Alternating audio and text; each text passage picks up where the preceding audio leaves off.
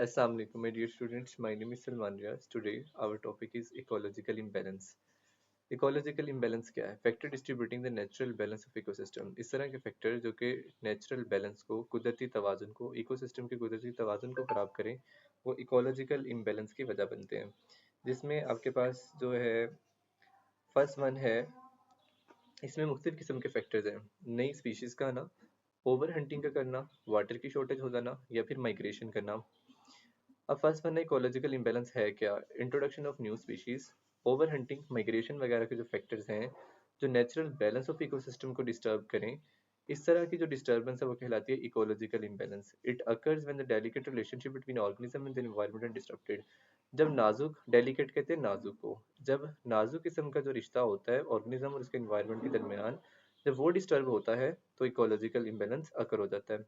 अब first one है introduction of new species. ये भी लिखा हुआ है, ये भी आप पढ़ सकते हो यहाँ से भी, बट मैं जा रहा हूँ नेक्स्ट स्लाइड की तरफ जो कि है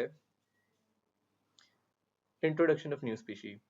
When foreign or non-native species enter a new ecosystem, it encounters an environment where there are no natural predator, parasite or competitors to keep its population in check. This allows the species to multiply rapidly. कहते हैं जब आप इस non native species को किसी नए ecosystem में लेके जाते हो तो वहाँ ये होता है कि ना उनका कोई नेचुरल प्रीडेटर है, मतलब ना उनका कोई कुदरती तौर पर शिकारी मौजूद होता है, ना वहाँ पर कोई पैरासाइट होता है, ना उनका कोई कंपेटिटर होता है। तो एज अ रिजल्ट ये होता है कि उस स्पीशी की पॉपुलेशन बहुत तेज़ी से बढ़ जाती है। The introduced species competes with native species for the same food and habitat resources. तो एज अ रिजल्ट ये होता है कि जब वो स्पीशी बहुत ज़्यादा अपनी पॉपुलेशन को बढ़ा लेती है तो वो नेटिव स्पीशीज के साथ कंपटीशन करना शुरू कर देती है सेम रिसोर्सेज के लिए, because they have no natural enemies, क्योंकि उसके कुदरती तौर पर कोई दुश्मन ही नहीं है तो पॉपुलेशन बिकम अनकंट्रोलेबल। तो उनकी जो पॉपुलेशन है, जो आबादी है, वो काबू से बाहर हो जाती है। Native species may be displaced और driven to extinction due to this competition. तो एज अ रिजल्ट ये होता है जो वहाँ बशिंदे मतलब होते हैं, नेटिव स्पीशीज होती हैं, या तो वो एक्सटिंक्ट हो जाती हैं या उनको डिस्प्लेस कर दिया जाता है इस कंपटीशन की वजह से। The natural food chain and ecosystem structure is permanently disturbed. तो फूड चेन और इकोसिस्टम का जो स्ट्रक्चर है वो खराब होना शुरू हो जाता है। कितना जैसा कि आपकी बुक में बताया गया, फिलीपींस या Philippines species such as toad and golden snail पर इंट्रोड्यूस। फिलीपीन में क्या करवाया गया था, टोड और गोल्डन स्नेल न्यू स्पीशीज को इंट्रोड्यूस कराया गया। पॉपुलेशन अनकंट्रोलेबल हो गई क्योंकि नेचुरल एनिमीज नहीं थे उस रीजन में। नेक्स्ट है आपके पास ओवर हंटिंग। अब ओवर हंटिंग क्या है? Over hunting is a relentless chase for wild और गेम एनिमल्स। गेम एनिमल्स जैसे कि आपके ये अरबी नस्ल के घोड़े वगैरह होते हैं, और वाइल्ड जंगली जो है आपके जानवर, उनका टू किल और कैच फॉर इकोनॉमिक और पर्सनल गेन्स और फूड। क्या खुराक के लिए आप इस्तेमाल करो, इकोनॉमिक गेन के लिए चीज़ें इस्तेमाल करो, तो ओवर हंटिंग में आएगा। Beyond sustainable level of hunting. Excessive hunting क्या? अगर आप बहुत ज़्यादा हंटिंग करते हो तो ऑर्गेनिज्म इकोसिस्टम से रिमूव हो जाएंगे faster than they can reproduce. उनके रिप्रोड्यूस करने से पहले पहले या उससे ज़्यादा तेज़ी से वो रिमूव हो रहे होंगे। This can cause extension of any species.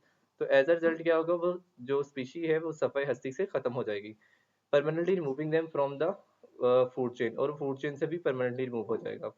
Over hunting one animal causes abundance of the other. अगर आप एक जानवर की ओवर हंटिंग करते हो तो वो दूसरे की अबंडेंस की वजह बन जाएगा, क्योंकि free of the hunted predator होता है। This leads to further species and species imbalance. फिर as a result species and species imbalance भी क्रिएट होता है। This disruption separates to the entire food chain और नेचुरल इकोसिस्टम, और इस disruption से फूड चेन और नेचुरल इकोसिस्टम भी अफेक्ट होता है।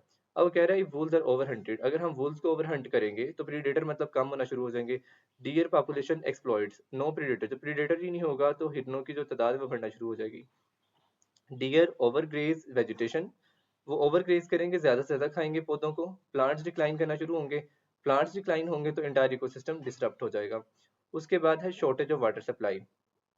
Water shortage is cause by combination of over population. जो वाटर की कमी है वो किस वजह से होती है? ओवर पॉपुलेशन की वजह से होती है। इंडस्ट्रियल एक्टिविटी या सन्नती की सरगर्मी है, पोल्यूशन है, आलूदगी है, क्लाइमेट चेंज है, तो इसमें it leads to loss of fresh water in rivers, canals and lakes. तो एज अ रिजल्ट ये होगा कि जो दरिया हैं, नहरें हैं, झीलें हैं, उनमें पानी जो है वो कम होना शुरू हो जाएगा। ओवर पॉपुलेशन क्या है? Increases domestic water use. जब ओवर पॉपुलेशन होगी तो घरों में इस्तेमाल होने वाला पानी ज़्यादा होगा, और फैक्ट्री के जो प्रोडक्ट्स बनाने हैं उनकी डिमांड ज़्यादा होगी, और इंडस्ट्रियल वेस्ट जो है, increasing industrial waste use, industrial water का इस्तेमाल भी ज़्यादा होगा, क्योंकि जब फैक्ट्रियों में ज़्यादा से ज़्यादा चीज़ें बनानी है। Factory waste is discharge into the water bodies. जो फैक्ट्री में वेस्ट होता है वो वाटर बॉडीज में डालना शुरू कर दिया जाता है, जिससे पानी गंदा होता है और making water unsuitable for organism. As a result ये होगा कि पानी जो है वो जानवरों के लिए काबिल इस्तेमाल नहीं रहेगा। More domestic water use due to population growth also contributes to the pollution and loss of fresh water. घरों में ज़्यादा पानी इस्तेमाल होगा तो पॉपुलेशन की ग्रोथ जो है वो ज़्यादा होगी, और उससे क्या होगा, पोल्यूशन ज़्यादा होगा और फ्रेश वाटर कम होना शुरू हो जाएगा। Climate change affects water supply through increased floods and droughts, further disrupting availability. Climate change भी इस वाटर सप्लाई को अफेक्ट कर सकता है। या क्या आ जाए, ज़्यादा सैलाब आ जाए, या कहत साली शुरू हो जाए। ड्राउट बोलते हैं कहत साली को। इस तरह से भी पानी की जो अवेलेबिलिटी है वो डिस्टर्ब होती है। Loss of fresh water disturb ecosystem, aquatic ecosystem, जो आबी इकोसिस्टम है वो भी डिस्टर्ब होगा, और वाटर अवेलेबल जो है वो और लिविंग ऑर्गेनिज्म के लिए कम हो जाएगा। कह रहे हैं ओवर पॉपुलेशन होगी तो ज़्यादा पानी इस्तेमाल होगा, फैक्ट्री प्रोडक्शन ज़्यादा होगी, इंडस्ट्रियल वाटर डिमांड ज़्यादा होगी और पोल्यूशन भी ज़्यादा होगा। क्लाइमेट चेंज अगर आएगा तो फ्लड्स और ड्राउट्स भी जो है वो वाटर सप्लाई को शॉर्ट कर सकते हैं। माइग्रेशन पढ़ लेते हैं। Migration is a movement of organism one place to another. जानदारों का मूव करना एक जगह से दूसरी जगह हिजरत कहलाता है, migration. This movement changes the population of a place affecting both region and destination ecosystem. जब एक जगह से छोड़ के जाएगा वहां भी पॉपुलेशन में चेंज आएगा, और जिस जगह जाएगा वहां भी पॉपुलेशन में चेंज आएगा। Migration usually occurs in the search of, आमतौर पर कहते हैं जो हिजरत करते हैं जानवर वगैरह, वो सर्च ऑफ किसकी तलाश में होगी, फूड वाटर और शेल्टर, खुराक पानी या फिर पनागाहों की तलाश में होता है। When organism live in area, जब किसी एरिया को छोड़ के जाएंगे तो उस the population of their pre में इंक्रीज, उनके प्री की जो पॉपुलेशन है वो इंक्रीज कर सकती है क्योंकि लेस प्रीडेशन होगी, और देयर प्रीडेटर में लूज अ फूड सोर्स, और ऐसा भी हो सकता है प्रीडेटर को खुराक मुहैया ना हो। और जिस एरिया में जाएंगे पहुंचेंगे दे compete with existing species for resource and में डिस्टर्ब द लोकल बैलेंस। जहां जाएंगे वहां जाके रिसोर्सेज के लिए कंपटीशन करेंगे, तो इस तरह से लोकल बैलेंस को डिसरप्ट करेंगे। सीजनल माइग्रेशन कुछ ऑर्गेनिज्म करते हैं, ईजी बर्ड्स वगैरह, इस नेचुरल के कुदरती तौर पर है, but large scale of force migration due to habitat destruction causes major ecological disruption. और हैबिटेट के तबाह होने की वजह से भी कुछ ऑर्गेनिज्म माइग्रेट करते हैं जिससे इकोलॉजिकल डिसरप्शन आती है। कहते हैं सीजनल मूवमेंट जो है वो पॉपुलेशन साइज को इंक्रीज करती है, departure and arrival area affecting local food chain, जो मुकामी होगी उसको वो क्या करेंगे, अफेक्ट कर रहे होंगे। नेक्स्ट है इसकी क्विज देख लेते हैं। कॉजेज एंड इफेक्ट्स भी हैं, ये टेबल की शक्ल में आप स्क्रीनशॉट ले लें इसका, ठीक है। ये सारा कुछ मैं पढ़ा चुका हूँ। नेक्स्ट है आपके पास कुछ साइड बॉक्स क्वेश्चंस हैं। इकोलॉजिकल इंबैलेंस और इसके फैक्टर बता दें, ये भी आपने पढ़ लिया। पॉपुलेशन ऑफ टोड और golden snail become uncontrollable of being इंटरडिसिपल पाइंस, क्यों ऐसा हुआ था, क्योंकि नेचुरल प्रेडेटर मौजूद नहीं था। Cause of shortage of water supply बताएं और इकोसिस्टम किस तरह से इफेक्ट होता है, ये भी हमने पढ़ लिया। ओवर हंटिंग क्या है और इकोलॉजिकल इंबैलेंस में किस तरह से ये लीड करती है, ये भी हमने पढ़ लिया। इकोलॉजिकल इंबैलेंस क्या है, द नॉर्मल बैलेंस मेंटेन, अगर नॉर्मल होगा तो इकोलॉजिकल इंबैलेंस नहीं होगा, बल्कि क्या डिस्टर्बेंस होगी natural balance of ecosystem caused by factors over hunting migration new species introduced. Toad and golden snail population grow in control with Philippines, ऐसा क्यों हुआ था, क्योंकि वहां पर कोई भी उनका मौजूद नहीं था, नेचुरल एनिमी नहीं था न्यू इन्वायरमेंट में।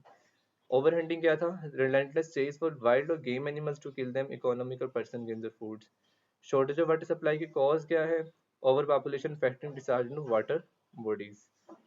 उसके बाद माइग्रेशन क्या है, movement of organ from one place to usually in search of water और शेल्टर। ओवर हंटिंग एक और एक एनिमल स्पीशीज की क्या करती है, decrease in pre population, abundance of any species causing food chain imbalance. Overhunting of one animal species lead to increase in the pre-population, abundance of another species causing food chain imbalance. अगर over hunting करोगे एक species की तो दूसरी species की abundance होगी या pre population decrease होगी, इन दोनों में से कोई एक है। लेट मी चेक, अबंडेंस हो जाएगी दूसरी स्पीशी की, जो कि फूड चेन के इम्बैलेंस की वजह बनेगा। Student I hope so you have the clear understanding of this topic. If you have any question, feel free to make it in the comment section below. Inshallah, I'll be there to answer the question. Meet you in the next video. Okay, Allah Hafiz.